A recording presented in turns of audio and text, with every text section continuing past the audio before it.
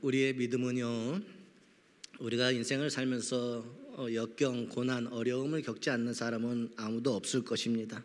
근데 그것을 어떻게 받아들이느냐는 믿음이 있느냐 없느냐의 차이예요. 우리가 믿음이 있다면 오늘 말씀이 여러분의 인생 가운데 그대로 되어지기를 주님의 이름으로 소망합니다.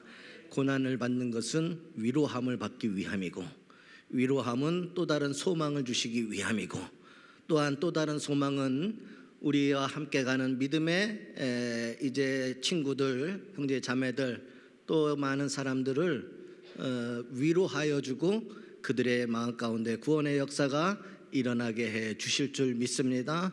오늘 혹시 마음 가운데 상처가 있는 분들에게는 주님의 위로함이 함께 하시기를, 그리고 그 위로해 주시는 주님이 정말 믿어지시기를 주님의 이름으로 소망합니다.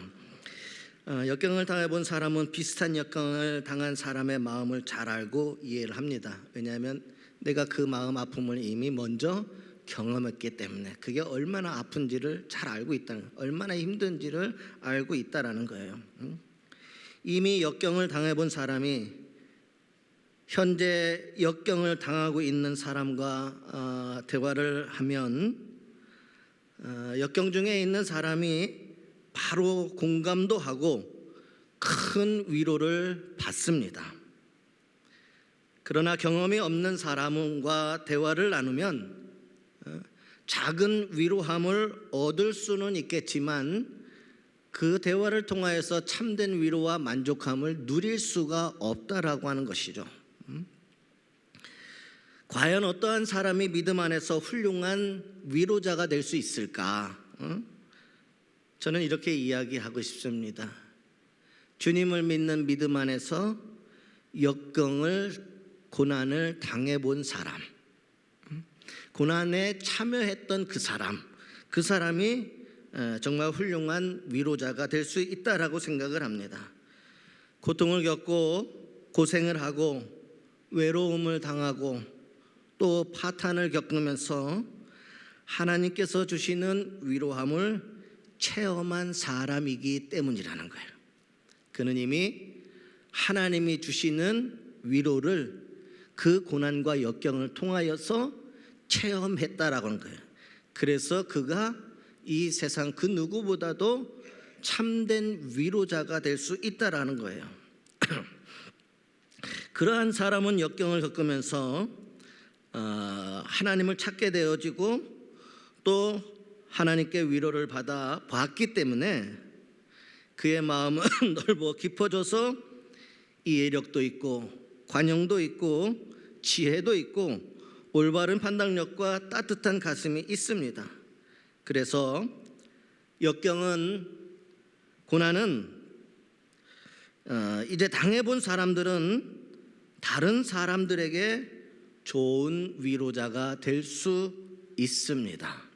특별히 믿음의 사람들은 인생의 어려운 것, 고난, 역경, 그게 외로움이 됐든 무엇이 되었든지 간에 우리가 그 삶을 살아가고 있다면 우리의 믿음은 뭘 보냐? 이것을 통하여 하나님은 우리를 위로하여 주신다라는 게 첫 번째고, 그 하나님의 위로함을 통하여 우리는 세상의 소망을 보게 되어진다라는 게 두 번째고, 우리는 능히 그것을 하나님의 위로함을 받음으로 말미암아 이 모든 것을 능히 이길 수 있는 힘을 얻게 되어지는 것이고, 또한 그 힘을 얻고 그 모든 것을 능히 이긴 사람은 세상에 나아가서 예수 그리스도의 이름으로 많은 사람들의 아픔과 상처와 눈물을 위로해 줄 수 있는 좋은 위로자가 되어질 수 있는 것입니다. 우리가 이 땅에 살면서 온갖 종류의 역경과 시련과 고난을 당할지라도 우리는 우리의 그 경험 때문에 비슷한 역경을 겪고 다른 사람에게 좋은 위로자가 되기를 간절히 주님의 이름으로 소망합니다. 좋은 위로자가 되는가? 여러분, 구약 성경에 보면 우리가 잘 알고 있는 욥의 이야기를 여러분들 다 잘 알고 있을 거예요. 욥은 정말 인간이 상상할 수 없는 엄청난 시련을 겪습니다. 그가 뭐 인생에 잘못해서 뭐 죄진 게 많아서 하나님 앞에 숨기는 것이 많아서 회개하고 돌이켜야 될 것이 많아서 그가 그와 같은 고난 중에 있었던 것은 결코 아닙니다. 그런데 그럼에도 불구하고 그가 엄청난 시련을 겪습니다. 욥의 친구 4명이 시련을 겪고 있는 욥을 찾아와서 위로를 해 주었습니다.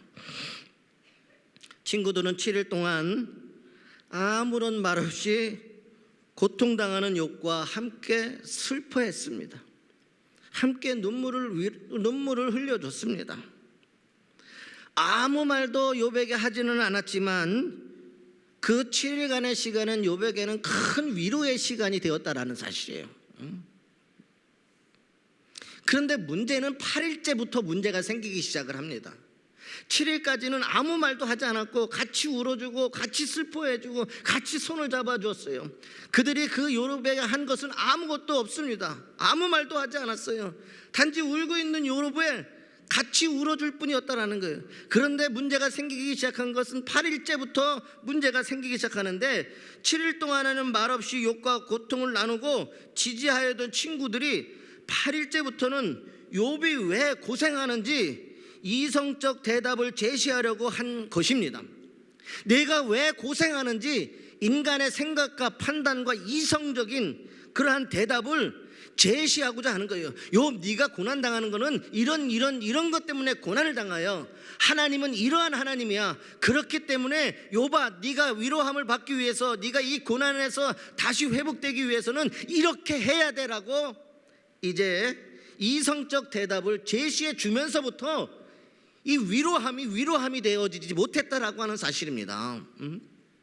어떻게 보면 이 욥의 내 친구의 모습이 우리의 모습일 수도 있다는 거예요.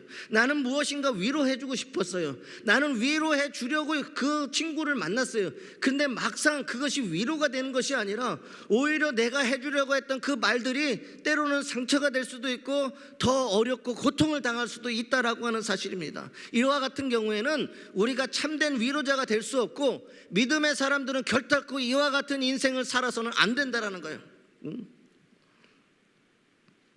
욥과 같은 고난을 당한 적이 없는 사람들이 뭐라고 한지 아십니까? 내가 이렇게 고생하는 이유는 내 죄 때문이야.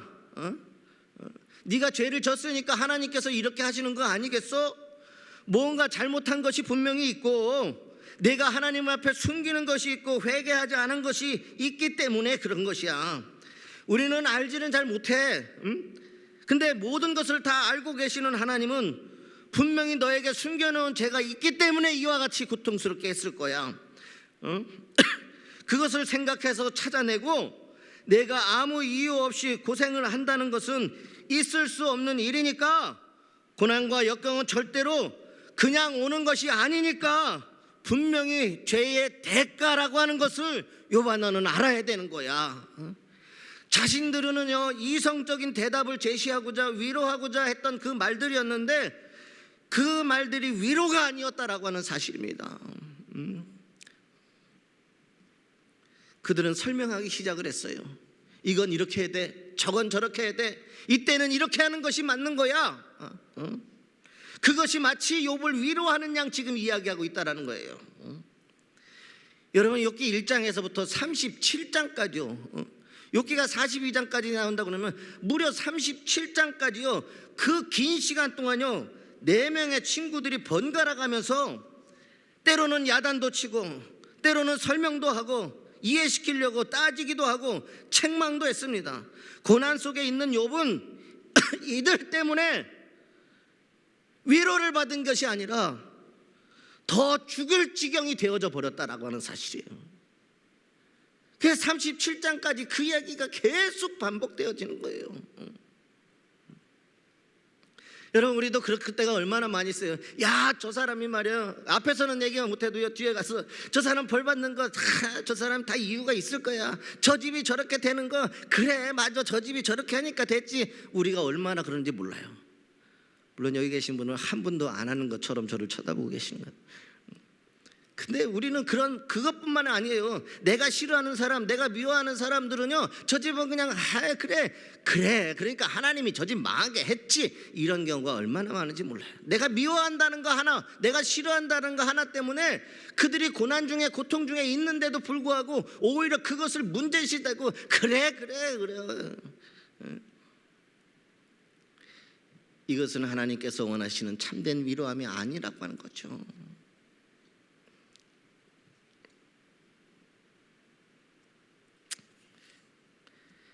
처음 7일처럼 조용히 고통을 나누었으면 얼마나 좋았을까. 처음 7일처럼 말없이 조용하게 그냥 나누었으면 어땠을까. 지금 고통당하고 있는 사람들 옆에서 역경의 이유를 찾고, 너 그래서 그렇게 되는 거야, 자꾸 고난받는 자에게 이유를 찾으려고 한다는 거예요. 인간의 지식과 이해력으로 역경을 설명하라고 자꾸 드는 거예요. 이렇게 해서 이렇게 저렇게 그래서 그렇게 되는 거예요. 자꾸 뭐 이해를 시키려고 하고 마치 설명시키려고 하고 내 말을 인정하라고 그렇게 하는 것 같아요. 그런데 여러분, 아픔 중에 있는 사람, 역경 중에 어려움이 있는 사람 설명이 되겠습니까? 절대로 되지 않습니다. 결국 아무런 도움이 되지 못한다라고 하는 거예요. 아마 욥과 같은 역경을 당해본 사람이 욥을 찾아왔다라면 큰 위로와 도움이 되었을 것입니다. 그런 경험이 전혀 없는 사람들이 아는 척을 하면 할수록 욥을 더 괴롭히는 일이 될 뿐이라고 하는 사실이에요. 근데 우리도 그렇게 한다라는 거예요. 지금 내가 전혀 경험해보지 못한 그 아픔과 고난이 있는 사람들 앞에서 아는 척을 한다라는 거예요. 그런데 그것을 하면 할수록 그 당사자는 더 괴롭게 되어진다라고 하는 거예요. 교회 사역도 마찬가지예요. 여러분, 성도가 성도 안에서 정말 좋은 위로자가 되어지고, 오늘 말씀처럼 하나님께서 우리를 위로하여 주시는 것은 우리로 하여금 능히 아픔과 상처에 있는 그 자들을 위로하기 위함이다라고 말씀하셨는데, 우리는 주의 사역을 하면서도 함께 있으면서도 그것이 위로가 되어지지 않을 때가 얼마나 많은지 몰라요. 간섭하려고 하고 말하려고 들고 나도 한마디 너도 한마디 하고 거기에는 참된 위로함이 없다라고 하는 사실입니다. 더 괴로워질 뿐이라고 하는 사실이에요.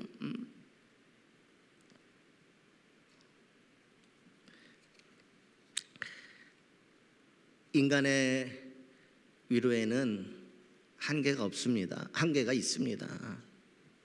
아무리 우리가 좋은 말을 쓴다고 해도 받아들이는 당사자에게 전혀 위로가 되지 않을 때가 더 많다라고 하는 사실이에요. 근데 우리는 자꾸 뭔가를 이해시키려고 설명하라고 들고 그렇게 해서 된 것처럼 마치 그런 위로자로 우리는 살아가고 있는지 모른다는 거예요. 이거를 좀 돌이켜보자라는 거예요. 오늘 말씀을 통하여서. 그것을 어떻게 돌이키느냐, 저는 이 첫 번째 제시안이 그거예요. 하나님의 위로함을 경험하자라는 거예요. 내가 고난 중에, 내가 역경 중에 있을 때, 내가 시련 중에 있을 때 세상이 아니라, 친구가 아니라, 세상의 물질과 권력이 아니라 하나님이 주시는 참된 위로함을 먼저 내가 경험하자라는 거예요. 그럴 때에 우리가 누군가를 위로해 줄 수 있는 참된 위로자가 되어지게 될 줄 믿습니다. 내가 먼저 하나님의 위로함을 경험하는 자가 되어야 된다는 거예요. 데니스 디안이라고 하는 분이 있었습니다. 이분은 우리가 잘 아는 오늘의 양식이라고 하는 것을 집필하신 분이에요. 오늘의 양식이라고 하는, 그리스인이라면 한 번쯤은 다 읽어봤을 나오는 그런 책이죠. 오늘의 양식 해가지고 매달 나오는 그런 거예요. 그래서 우리가 매달 묵상할 수 있는 거죠. 이분이 수십 년 동안이나 오늘의 양식의 글을 썼습니다. 근데 그분이 몇 년 전에 17살 된 사랑하는 막내딸을 교통사고로 잃어버렸어요.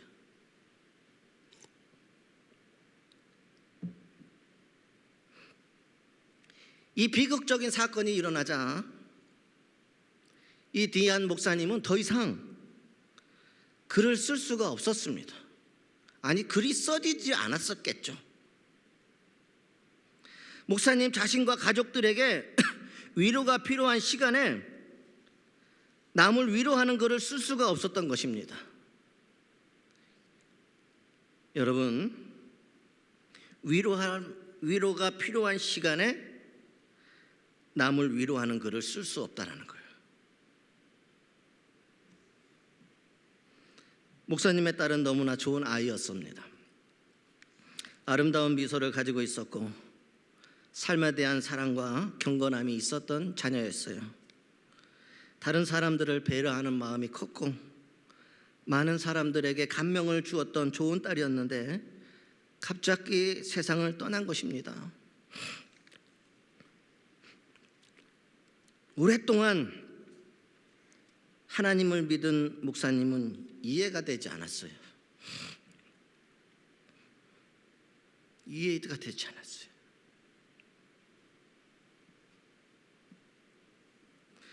그동안 믿었던 하나님, 그동안 믿고 있었던 성경의 말씀들, 그동안 믿었던 하나님의 나라와 천국도 흔들려지기 시작을 합니다. 그렇게 사랑하는 딸이 어떻게 그 어린 나이에 교통사고로 죽을 수 있었을까? 누가 그것을 설명할 수 있었겠습니까? 어떻게 그것을 이해할 수 있겠습니까? 장례를 마친 후에 목사님은 몇 달 동안이나 전혀 글을 쓰지 못했습니다. 이제 목사님을 찾아와서 위로하는 사람들이 참 많았지만 그들의 위로에 큰 위로를 받지 못했다는 거예요. 힘이 나지 않았어요. 글을 쓸 수가 없었다는 거예요. 마음의 상함은 그대로 있었다라고 하는 사실이죠. 목사님은 날마다 조용히 홀로 앉아서 하나님만을 바라보기 시작을 합니다. 주님만을 바라보기 시작을 해요. 그러자 모든 위로에 하나님께서 이 디안 목사님의 가슴 가운데, 심령 가운데에 찾아오십니다. 그런 과정을 겪고 디안 목사님은 이렇게 고백을 합니다. 나는 눈물의 계곡, 슬픔과 고통의 계곡을 지나왔습니다. 그러나 모든 위로에 하나님께서 나와 함께 하셨고 내 곁에 계셨으며 나를 붙잡아 주셨습니다. 우리 주님만이 나를 찾아와 주셨고 나를 위로해 주셨고 나와 함께 하셨으며 내 곁에서 나를 붙잡아 주셨습니다.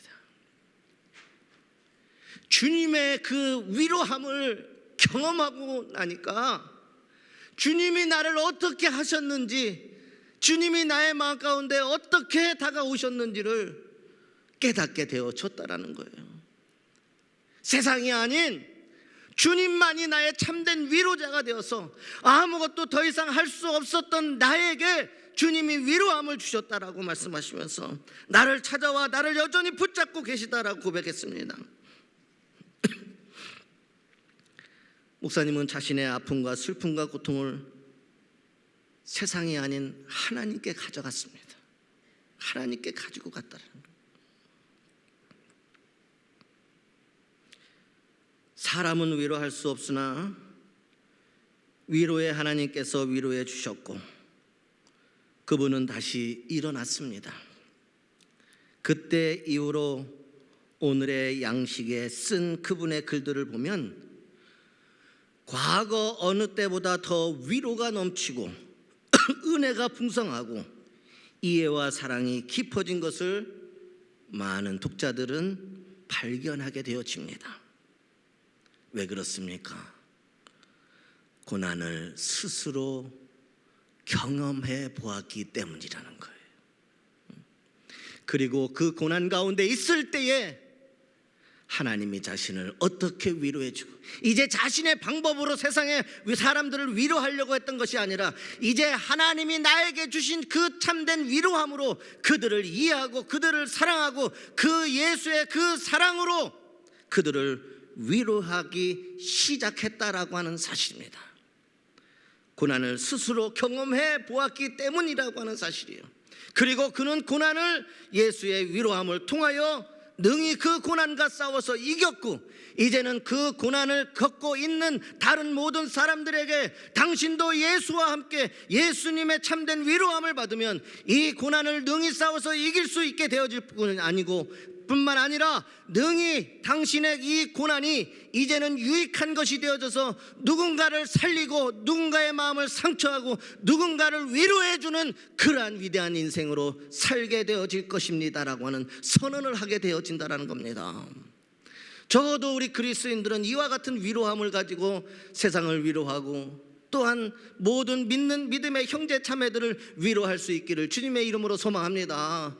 욥의 내 친구들도 처음에 위로하라고 왔어요. 그런데 인간의 지식과 이해와 설명들, 그러나 그러한 것들은 욥을 더 고통스럽게만 만들었다는 거예요. 욥은 그거를 받아들일 수가 없었다라고 하는 사실이에요. 고난 가운데 있는 사람들, 아픔 가운데 있는 사람들, 눈물 가운데 있는 사람들은 사람이 주는 좋은 말들, 그러한 것을 받아들일 수가 없었다라는 겁니다.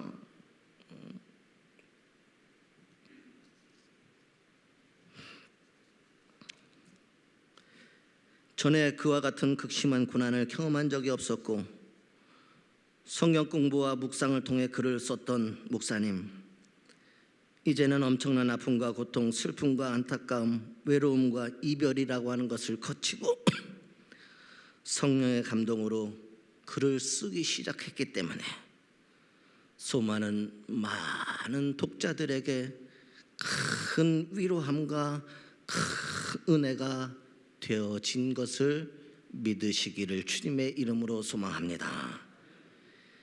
디안 목사님께게 닥친 역경이 변하여 하나님을 찬송하는 시간으로 하나님의 위로함은 그렇게 됐다는 거예요.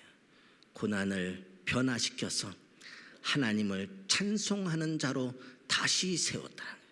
고난도 위로함으로 이기게 해주셨고 이제 더 큰 하나님의 위로함을 찬양하는, 찬송하는 그러한 인생을 살게 되었다는 겁니다.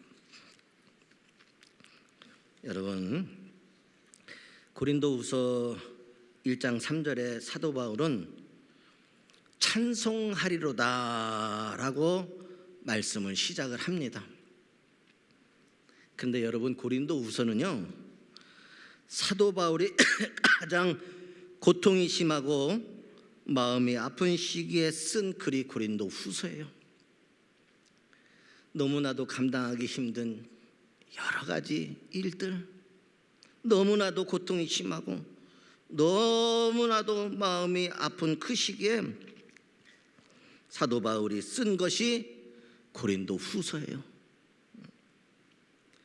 그래서 여러분, 고린도후서를 여러분이 묵상하고 읽어보면 사도 바울의 아픔과 슬픔과 고통과 또 분노가 가득 들어있음을 우리는 발견할 수 있다라고 하는 겁니다. 고린도후서에 보면 사도 바울의 아픔, 슬픔, 고난, 고통, 오는 그것을 통하여 오는 분노함이 가득 들어있음에도 불구하고, 그런데 고린도후서의 기록을 보면은 그 첫 마디가 뭐냐고 하면 그 아픔과 고난 중에 있던 바울이요, 찬송하리로다라고 고린도후서를 시작하고 있다라고 하는 놀라운 사실입니다. 지금 바울 자신은요, 견딜 수 없는 상황이었어요. 그런데 고린도후서를 기록할 때 뭐라고 기록했느냐? 찬송하리로다. 어떻게 하나님 앞에 찬송을 할 수 있겠습니까? 사도 바울이 어떻게 해서 그와 같이 고린도후서의 첫 시작을 왜 찬송하리로다 이렇게 기록했습니까? 여러분, 여러 고난을 거치면서 하나님께서 어떤 하나님이신 것을 바울은 이해하고 경험했기 때문이라는 거예요. 그는 고난 중에 하나님을 믿었고 그 하나님이 어떤 어떠한 하나님이신지는 것을 경험했기 때문에 찬송하리로다라고 고린도 후서가 출발하는 거예요. 고난 가운데 있는 자신. 왜냐? 그는 누구보다도 아픔과 슬픔과 고난, 분노, 역경 속에서 하나님의 위로를 받아 본 사람이었습니다. 자신에게 일어난 모든 일 가운데에 하나님의 위로함을 경험한 사람이 바울이었다라는 거예요. 그래서 그 하나님이 어떠한 하나님을 알고 믿으니까 찬송하리로다 하면서 고백을 하는데, 그는 우리 주 예수 그리스도의 하나님이시요. 우리 하나님이 어떤 하나님이냐? 예수 그리스도의 하나님이시요, 자비의 아버지시요, 모든 위로의 하나님이시며 모든 환난 중에서 우리를 위로하사 우리로 하여금 하나님께 받는 위로로서 모든 환난 중에 있는 자들을 능히 위로하게 하시는 이시로다. 이렇게 고백하고 있는 거예요. 3절 4절의 말씀을. 왜 찬송합니까? 그는 누구보다도 하나님의 위로함을 받았던 사람이에요. 그것을 경험했다라는 거예요. 고난 중에 하나님이 나와 함께 하시며 나를 붙잡으실 것이고 내 인생을 인도하실 것이고, 내 믿음이 하나님 앞에 그 위로함을 받았을 때에 그 고난을 능히 이길 수 있는 힘과 능력을 주시며, 또한 하나님께서는 능력만 주신 것이 아니라 살아갈 새 소망을 바울에게 보여주셨고, 그 소망을 가지고 능히 환난 중에 있는 모든 사람들을 내가 받은 위로함, 주님께 받은 그 위로함으로 다른 이들을 위로하는, 능히 위로하는 자가 되어졌다라고 바울은 고백하고 있다라고 하는 사실입니다. 바울의 모든 문제를 해결하신 것은 하나님의 위로함이었어요.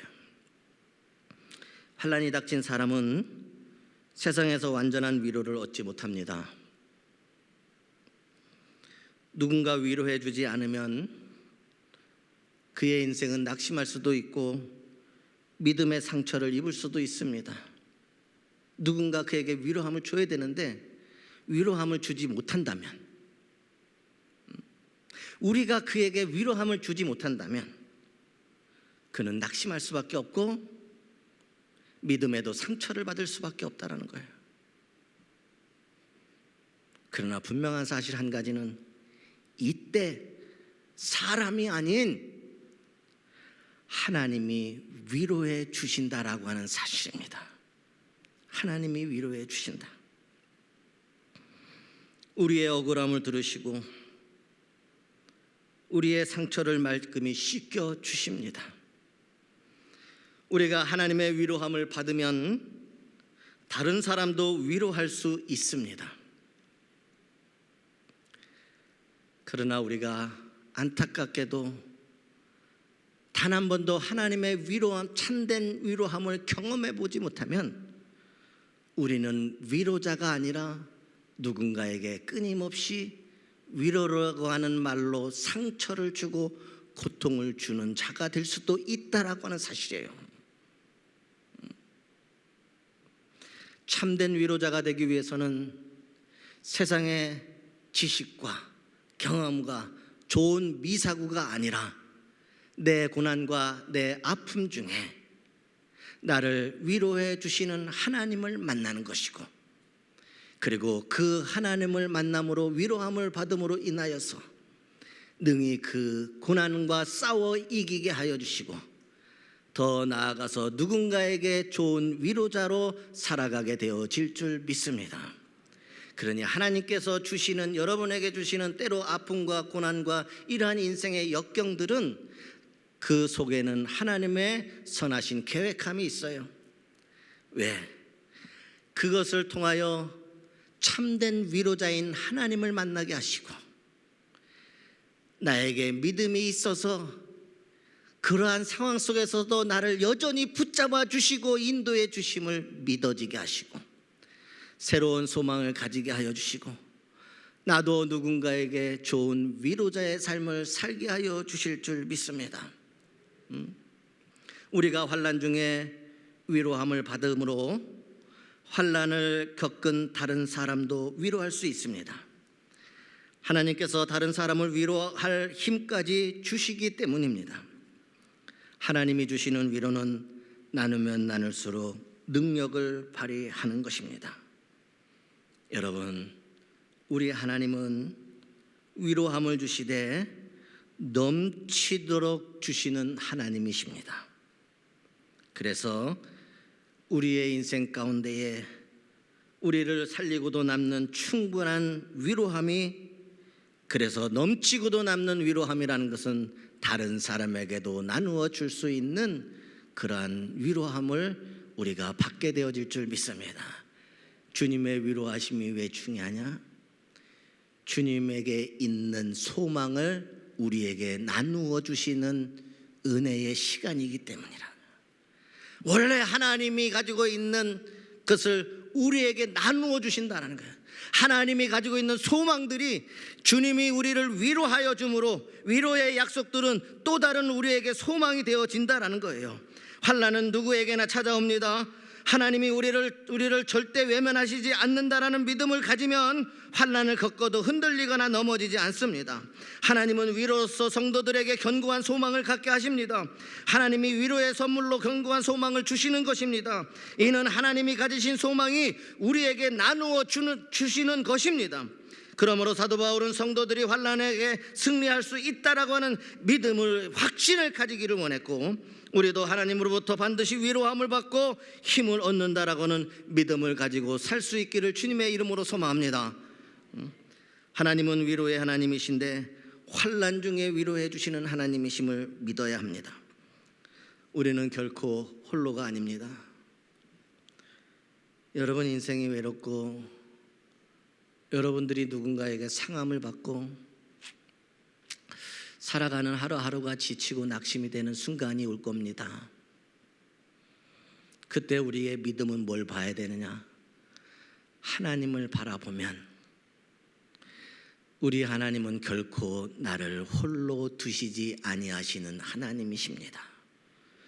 그때 나를 찾아와 상처를 닦아주시고 내 마음의 눈물을 위로하여 주시고 또한 우리에게 새로운 소망을 주셔서 오늘 또 모든 세상의 어려움과 힘듦과 싸워서 이길 수 있는 능력도 우리에게 주실 줄 믿습니다. 먼저는 여러분이 이 세상을 살아가는 동안에 상함이 있을 때마다 하나님은 나를 결코 홀로 두시지 아니하시는 하나님이시다. 나를 찾아와 주시고 나를 위로하여 주시는 하나님이심을 믿고 그 하나님의 위로함을 경험하고 또한 그것을 통하여서 그 위로함이 모든 환난은 이기는 그리스도인이 되어지고, 그리고 이제는 내가 세상에 나아가 좋은 위로자로 살아가여서 다른 사람들의 영혼을 살리는 그러한 그리스도인의 인생을 살 수 있기를 주님의 이름으로 소망합니다. 나를 통하여 교회 안에서 상처받는 이들이 없게 하기를 주님의 이름으로 소망합니다. 내 말로 위로한다 치고 그의 마음을, 그의 슬픔을, 그의 아픔을 설명하려고 들지 않기를 주님의 이름으로 소망합니다. 그냥 주님이 주시는 위로함으로 손을 붙잡아 주시고 함께 눈물을 흘려주며 곁에 있어 주면서 그가 참된 위로함을 주시는 하나님의 위로함을 받을 수 있도록 여러분들이 기도해 주시고 그의 상처받은 그날 동안, 힘을 얻는 그날 동안 함께 그 모든 것을 이겨나갈 수 있는 인생들이 되시기를 주님의 이름으로 소망합니다. 더 이상 하나님의 몸된 교회와 가정에서 또 여러분 속해 있는 선교회든 어떤 곳에서든지 간에 사람의 말이 위로가 아니라 상처가 될 수 있음을 깨닫고 하나님의 참된 위로함으로 내가 먼저 위로함 받고 누군가를 위로해 주는 그러한 하나님이 기뻐하시는 아름다운 교회와 가정이 되시기를 주님의 이름으로 소망합니다. 기도하겠습니다.